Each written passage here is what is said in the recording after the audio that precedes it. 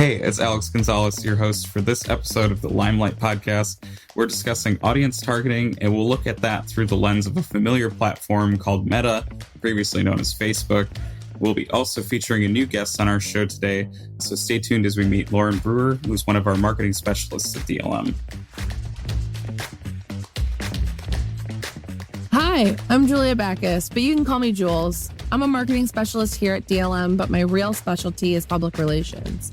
I'm hoping to bring my expertise in communications on an earned media front to my role, as well as my experience working with influencers to DLM service areas. Thanks for joining me on today's episode of the Limelight podcast, produced by the team at Digital Limelight Media.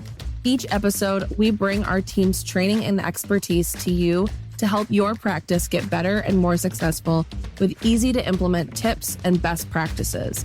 We've got a great show for you today, so let's get started. Let's quickly define what an audience is.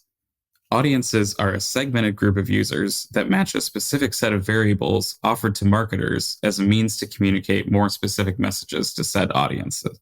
We're going to bring in our guest for the episode. Welcome, Lauren, to the Limelight podcast. We're excited to get into the wild world of Meta with you on today's pod. Hi, thank you for having me. So what is important for medical practices to understand about how audiences online function? What's the value in keeping track of them or defining them? Tracking and defining your audience can truly make the difference between an effective marketing campaign and an ineffective one.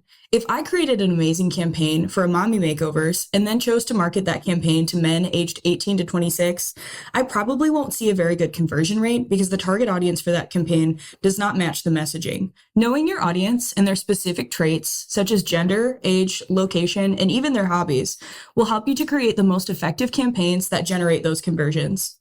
Yeah, I think that's a great kind of anecdote to set it up. So we'll take a quick break and come back for our deep dive segment. What's the most important thing your patients carry with them every day? Their phone. Meet them where they're at with DLM Iris. Iris is an automated chat tool built into your website that initiates conversations via text with patients to educate them about a product, service, or procedure they're interested in. Contact your marketing specialist or email us at info@dlmconversion.com to learn more. Okay, so we've set up a basic understanding about what audiences are and some of the important things you can do with them. Can you walk us through some of the differences between a targeted audience and a remarketed audience?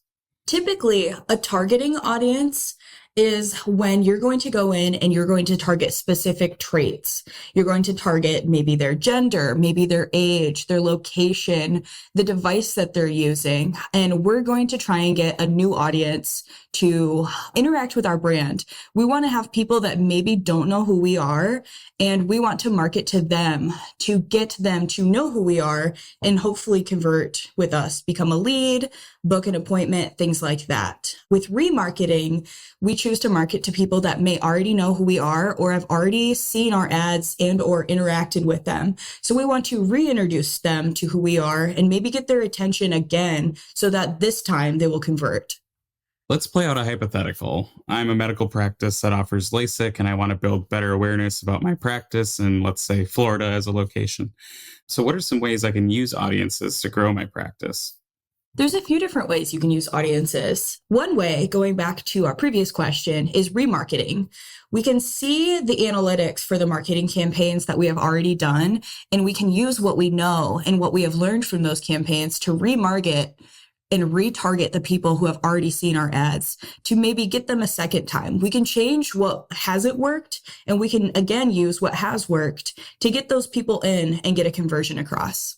Another way we can use audiences, in my experience, is that people tend to react and relate to people that are like them. If they're a married couple, they might like seeing an ad with a married person in it. If they have kids, they might like seeing ads with kids. It even comes down to age, race, everything like that. Finding what relates best to your audience can be a great way to attract their attention and send another conversion across.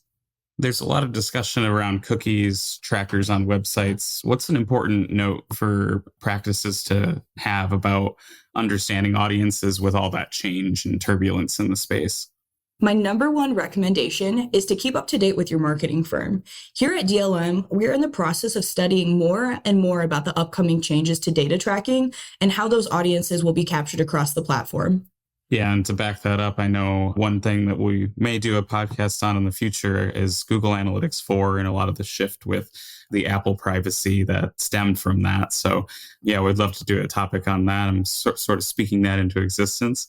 Lauren, thanks again for coming on the episode and talking through a lot of this audience stuff with us. I really appreciate it. Lauren, we want to keep you around for a call-in question, so we'll pass it along to that. Jules.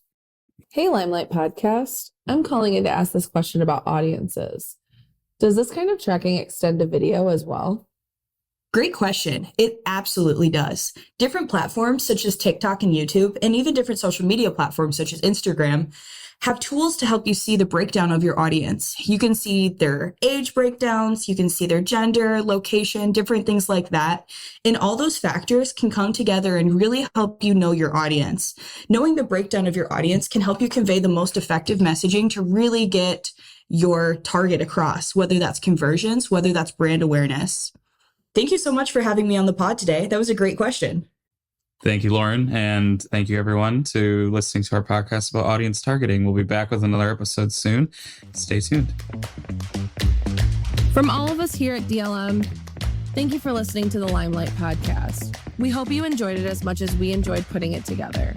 If you have any questions or comments about today's topic, we're always available to answer them if you email info@dlmconversion.com. Or you can reach out to our team by filling out a contact form on our website, dlmconversion.com. Catch you next time.